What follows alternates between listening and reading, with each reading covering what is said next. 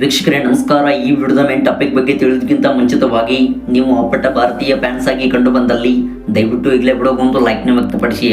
ಹಾಗೆ ಪ್ರತಿಯೊಬ್ಬರು ಕೂಡ ಕಾಮೆಂಟ್ ಬಾಕ್ಸಲ್ಲಿ ಭಾರತ ತಂಡವು ಫೈನಲ್ ತಲುಪುತ್ತದೆ ಅಂದರೆ ಎಸ್ ಎಂದು ಟೈಪ್ನ ಮಾಡುವ ಮೂಲಕ ನಿಮ್ಮ ಅತಿ ಅಮೂಲ್ಯವಾದ ಕಾಮೆಂಟ್ಸ್ಗಳನ್ನು ತಿಳಿಸಿ.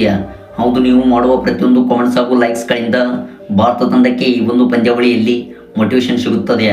ಮತ್ತು ಇದೇ ರೀತಿ ಡೈಲಿ ಸ್ಪೋರ್ಟ್ಸ್ ಮಾಹಿತಿಗಾಗಿ ದಯವಿಟ್ಟು ನಮ್ಮ ಚಾನಲ್ನ ಈಗಲೇ ಸಬ್ಸ್ಕ್ರೈಬ್ ಮಾಡಿಕೊಳ್ಳಿ. ವೀಕ್ಷಕರೇ, ನಿನ್ನೆಯ ಪಂದ್ಯದಲ್ಲಿ ಅಫ್ಘಾನಿಸ್ತಾನ ಹಾಗೂ ಆಸ್ಟ್ರೇಲಿಯಾ ತಂಡವು ಎದುರಾಗಿದ್ದವು.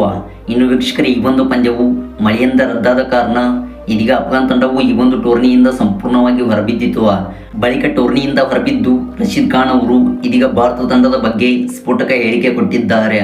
ವೀಕ್ಷಕರೇ, ಅಫ್ಘಾನ್ ತಂಡದ ಆಟಗಾರನಾಗಿರುವ ರಶೀದ್ ಖಾನ್ ಅವರು ಭಾರತ ತಂಡದ ಬಗ್ಗೆ ಹೇಳಿದ್ದು, ಹೌದು, ಈ ಒಂದು ಟೂರ್ನಿಯಲ್ಲಿ ನಮ್ಮ ತಂಡವು ಉತ್ತಮವಾದ ಪ್ರದರ್ಶನ ನೀಡಿತು ಮತ್ತು ನಿನ್ನೆಯ ಪಂದ್ಯವು ಮಳೆಯಿಂದ ರದ್ದಾಗಿರಬಹುದು.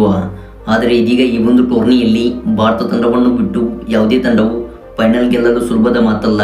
ಹೌದು, ಕೆಲವು ಪಂದ್ಯಗಳಲ್ಲಿ ಈ ರೀತಿಯಾದ ಅಪ್ಸೆಟ್ ಕಾಣಬಹುದು ಮತ್ತು ಆಸ್ಟ್ರೇಲಿಯಾ ತಂಡವು ಕೂಡ ಈ ಒಂದು ಟೂರ್ನಿಯಲ್ಲಿ ಬಲಿಷ್ಠವಾಗಿದೆ.